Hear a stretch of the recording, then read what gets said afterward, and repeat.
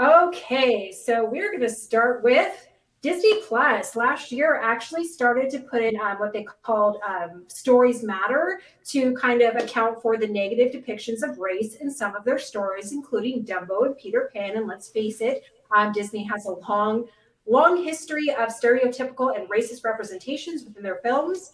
The one movie excluded from that, Pocahontas. Pocahontas far and away is one of the most racist depictions, stereotypical depictions that Disney has out there. Pocahontas, as she's portrayed in the film, is hypersexualized, nearly adult, has this romantic relationship with John Smith that is not mirror any of the actual history of Pocahontas, who was actually a child when she met John Smith, had a very friendly familial relationship with him, and was actually forced into a church and married to a different John, and ended up going back to London and caught smallpox and died before she got to come home.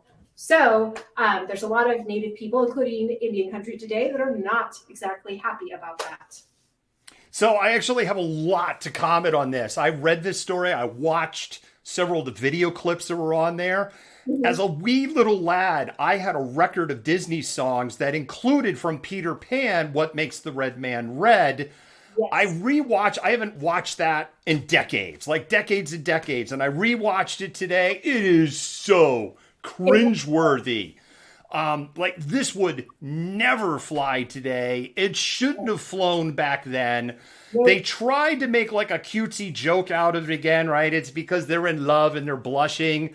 They got so much. I mean, they basically got everything wrong for starters, and it was just unbelievably racist. And yes, from a historical standpoint, Pocahontas is a steaming pile of crap. And on top of that, pugs are not evil. And there were no pugs in the new colonies at the time. Pocahontas also slags out pugs. Yes. Yes, it does. You're right.